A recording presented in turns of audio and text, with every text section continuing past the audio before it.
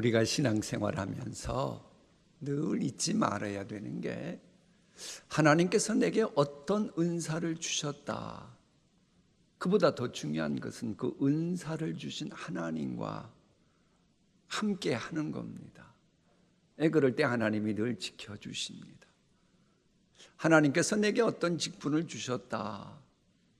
그보다 더 중요한 것은 직분을 주신 그 하나님의 뜻을 따라서 신앙생활을 하는 겁니다. 바로 이 메시지를 오늘 우리가 읽게 될 이사야 말씀은 말합니다. 이 바벨론 나라에 대한 심판에 관한 말씀입니다. 이 바벨론이라고 하는 나라를 성경에 보면 회오리 바람 같다라고 말합니다. 하나님이 회오리 바람 쓰시듯 엄청나게 사용하신 겁니다. 하나님의 도구로. 그런데 하나님의 도구인 바벨론을 하나님이 버리시는 겁니다. 왜요? 도구로 택해 주신 그 하나님의 뜻과 전혀 부합되지 않는 그런 삶을 살았기 때문입니다. 우리가 이제 사실 오늘 읽게 될 말씀을 보면서 오해하지 말아야 되는 것은 예언의 말씀입니다. 예언. 이게 이루어진 거예요? 아직 이루어지지 않은 거예요?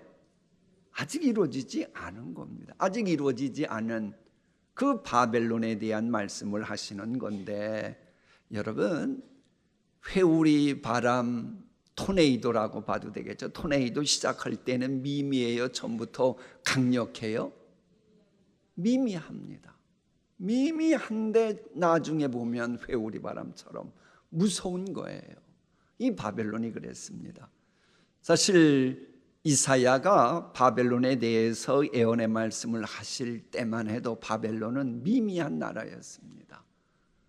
그때 당시 강대국은 아수르였습니다. 그 아수르의 그 말바꿈 아래서 힘겹게 살아가던 나라가 이 바벨론이었어요. 그러다 보니까 남유다도 힘이 없고 힘없는 사람이 힘없는 사정을 알잖아요.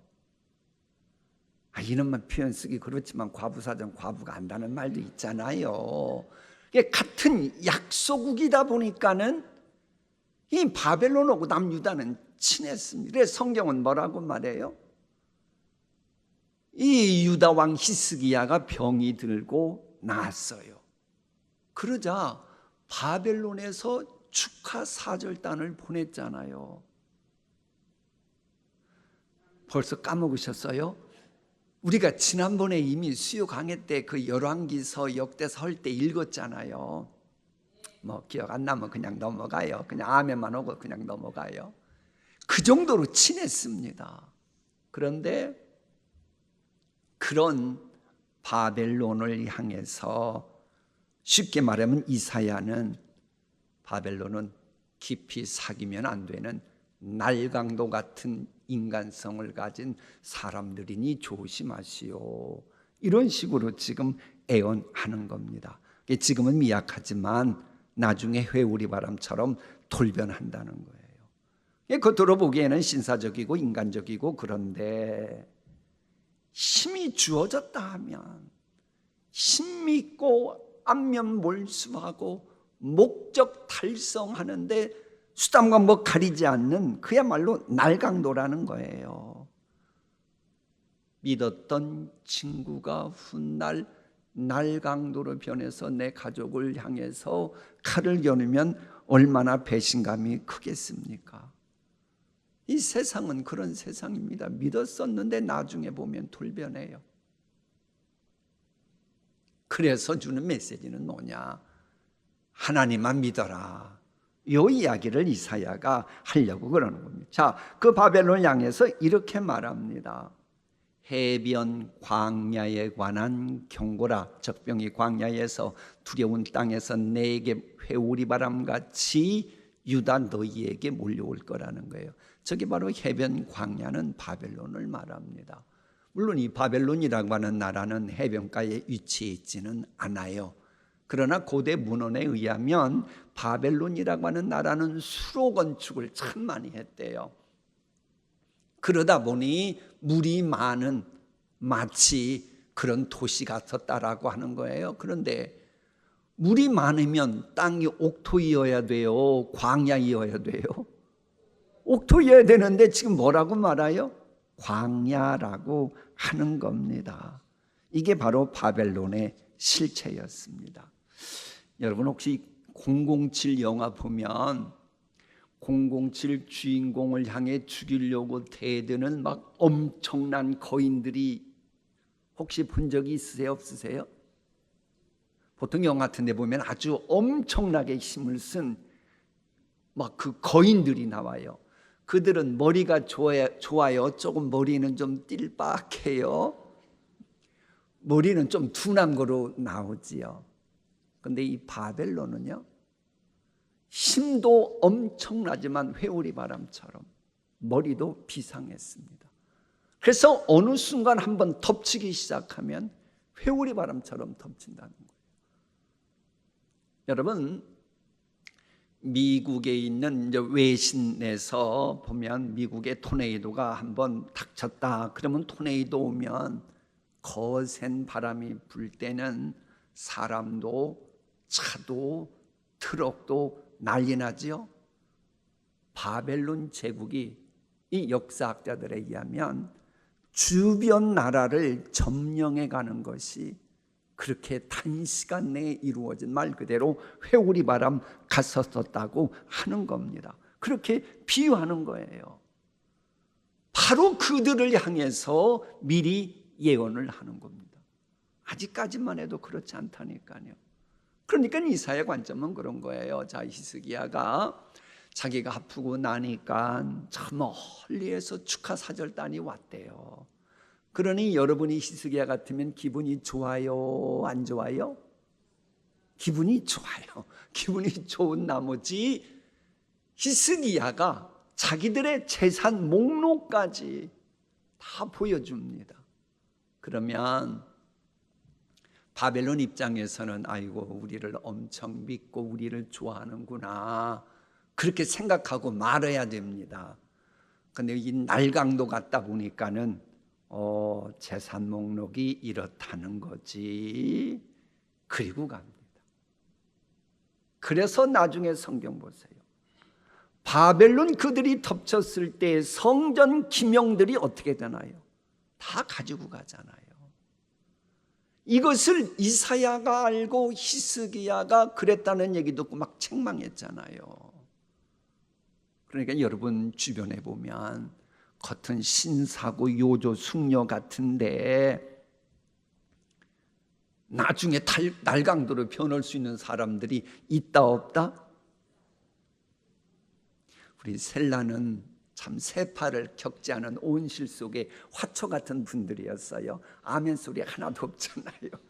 조심하라고 하는 겁니다. 본래 그런 거예요. 이 바벨론의 심판의 원인이 우상 숭배였다고 나오거든요. 그런데 이들은 유다뿐만이 아니고 하나님을 향해 대적할 정도로 결국은 늑대였던 겁니다.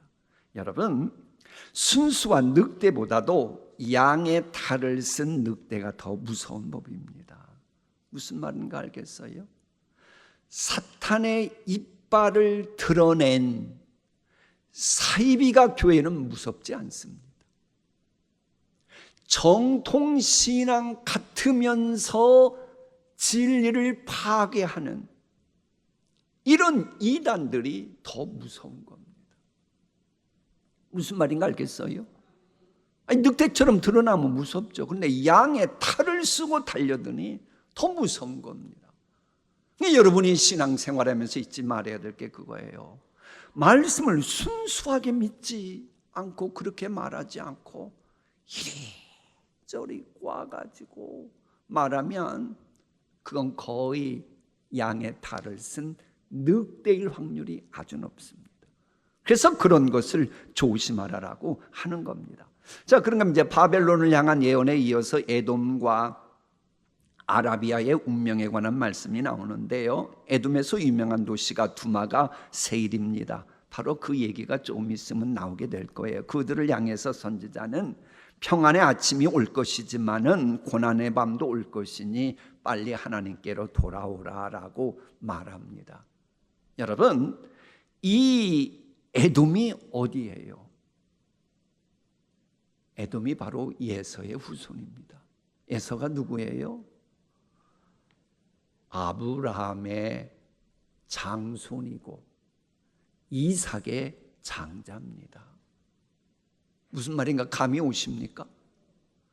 그러니까 지금 에돔 족속은요, 아브라함의 장손이고 이삭의 장자입니다. 그런데 이들이 어느 순간부터 믿음을 떠나요. 그리고는 세상으로 나간 겁니다. 그러니 그들로 하여금 빨리 돌아오라고 했는데 끝내 야곱의 후손인 이사야 선지자의 말을 무시하고 하나님의 백성인 유다가 바벨론의 진공을 받을 때 바벨론 편에 서서 막 기뻐합니다. 아무리 사이가 좋지 않아도 그렇지, 형제 국가인 유다가 멸망하는 것을 보고 기뻐한다. 이건 너무한 겁니다. 여러분, 아무리 보기만 해도 밥맛 없는 교인이 있을까요? 없을까요? 말하면 안 돼요. 말씀하시면. 그래도 같은 교인이라면 남이 힘들고 어려워하는 거 보고 기뻐하고 그러면 하나님이 반드시 심판하십니다. 그래서 에돔을 하나님이 심판해 버리시고 맙니다. 바벨론 망할 때 바로 이 에돔 족속도 함께 망하고 맙니다. 자, 그런가 하면 드단과 데마와 게달이라고 하는 도시가 나올 거예요.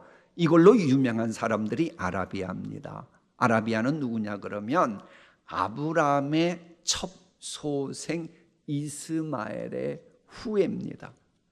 이 말씀 준비를 위해서 좀 책을 읽어보니까 이 사람들은요, 유목민인데 두로까지 연결된 무역로를 통해서 상아와 카펫 등을 장사해가지고 나름대로 엄청난 부를 축적했기 때문에 유다 사람들도 이 사람들은 은근히 부러워하는 그런 사람들이었다고 합니다. 그러나 이 사람들은 일종의 몰입애들이었습니다. 몰입애.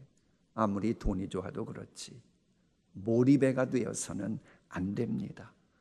그래 이사야는 그들이 아수르의 침략을 받고 생활 터전을 잃고 숲으로 피난하고 유리 방황할 것이라고 말하고, 실제로 아수르는 이 중앙 아라비아로 통하는 무역로 개척하기 위해서 이들을 수시로 공격했고 결국은 게달의 영광이 사라지게 됩니다. 여러분, 누가 부럽고 누가 무엇이 부럽습니까?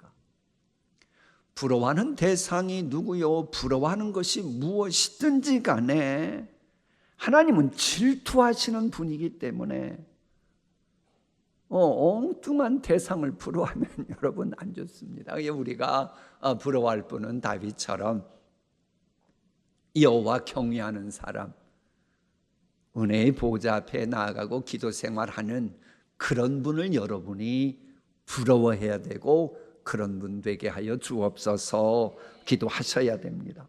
자, 다음 읽게 될 이사야 22장은 예루살렘에 관한 심판 내용입니다. 그런데 시작이 이렇게 돼요.